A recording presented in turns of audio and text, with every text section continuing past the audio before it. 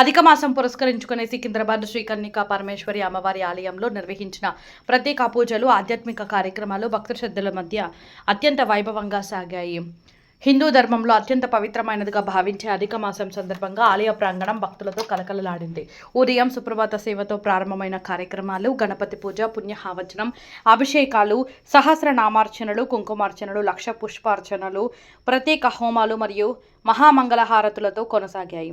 ఆలయాన్ని రంగురంగుల పుష్పాలు, విద్యుత్ దీపాలతో ప్రత్యేకంగా అలంకరించగా అమ్మవారి దర్శనం కోసం భక్తులు పెద్ద సంఖ్యలో తరలివచ్చారు. మహిళలు అధిక సంఖ్యలో పాల్గొని కుంకుమ పూజలు, 333 అధిక మాసం వాయినాలు తీసుకుంటూ కుటుంబ సౌఖ్యం, ఆయురారోగ్యాలు, సిరి సంపదలు కలగాలని ప్రార్థించారు. ఈ సందర్భంగా నిర్వాహకులు నవీన్ తేలుకుంట, వెంకటరమణ తేలుకుంట అధిక మాసం విశిష్టతను వివరిస్తూ ఈ కాలంలో భగవంతుని ఆరాధన, దాన ధర్మాలు, జపాలు, హోమాలు నిర్వహించడం ద్వారా విశేష పుణ్య ఫలితాలు లభిస్తాయని తెలిపారు.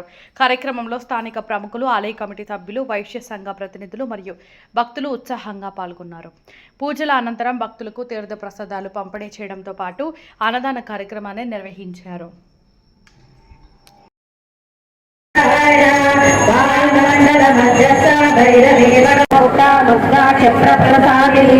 అంతర్ముఖ సమారాధ్య బహిర్ముఖ సుదుర్లభ త్రయ త్రివర్ధనిలయ త్రిస్తాతి ప్రణాళిని నిరామయ నిరాలంబ స్వాత్మ. ఇది మనకి అందరూ 33 వాయినం ఇస్తారు. నాకు 333 ఇవ్వాలని కోరిక వచ్చింది. అమ్మవారు చేయించుకుంది, అది ఎట్లానో అయ్యింది.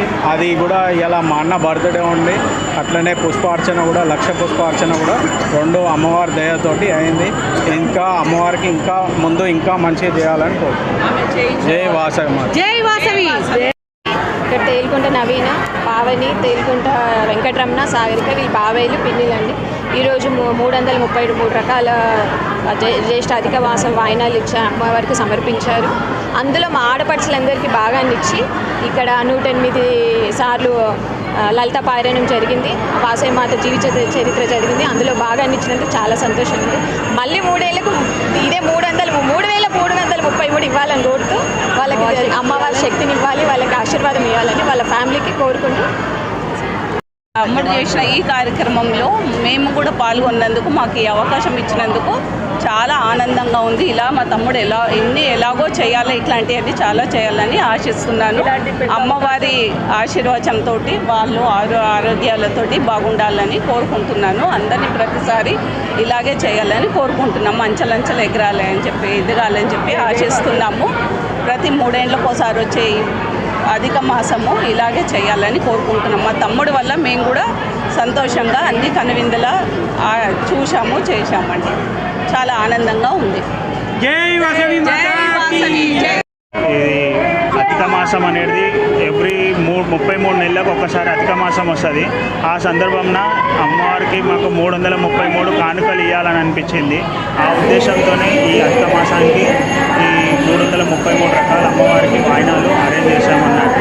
అండ్ అమ్మవారికి వాయినం ఇచ్చాము, అండ్ లక్ష పుష్పార్చన చేసినాము. ఆ భాగ్యం మాకు కలిగించినందుకు మేము చాలా ఆనందపడుతున్నాము. అండ్ ఈ టెంపుల్ వచ్చేసి ఇక్కడ వాసవి కన్నికా పరమేశ్వరి టెంపుల్ ఆవులమంద సికింద్రాబాద్లో ఉంది.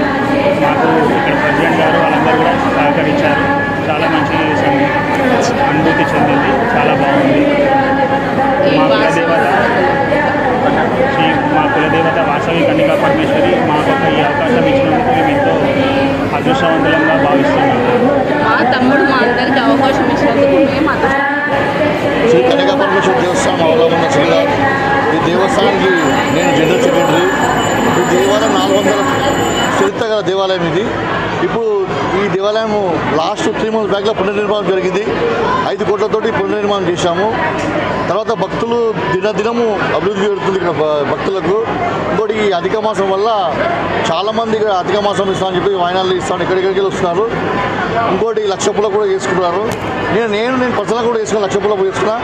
కానీ ఈరోజు మా దేవాలయం వెల్విషర్ ఒక డోనరు శ్రీ తెల్కుంట వెంకట్ గారు, నవీన్ గారు, సిరి జ్యువెలర్స్ వాళ్ళకి ఇక్కడ 333 అధిక మాసం వాయినాలు ఇవ్వడము చాలా గొప్ప. అది మాకు సంతోషము. వాళ్ళకి కూడా అమ్మవారి ఆయురారోగ్యాలు ఇవ్వాలని కోరుకుంటున్నాము. జై వాసు. మీ పేరు? శ్రీ కన్యకా పరమేశ్వరి దేవస్థానం అధ్యక్షుడిని చందా బాలేందర్, ప్రెసిడెంటు ప్లస్ భజన సమాజానికి ఇక్కడ నేను చైర్మన్. ఈ దేవాలయంలో దినదినం అభివృద్ధి చెందాలని ఎన్నో పూజలు పునస్కారాలు శంకుస్థాపనలు ఎలా చేసినామంటే భూమి లోపల నుండి గనేటు కట్టడం జరిగింది గర్భాలయాలు మొత్తము. దానివల్ల 500 సంవత్సరాల వరకు దేవాలయంకు డోకా లేకుండా ఉన్నది. తుఫాను వచ్చినా భూకంపం వచ్చినా దేవాలయాలు జరిగేది లేదు. ఎప్పుడైనా ప్రాబ్లం వచ్చినా రూఫులు ఖరాబ్ అయితే తప్ప గర్భాలయాలకు ఏ హాని జరగకుండా గర్భాలయాలతో గనేట్లతో తయారు చేయడం జరిగింది.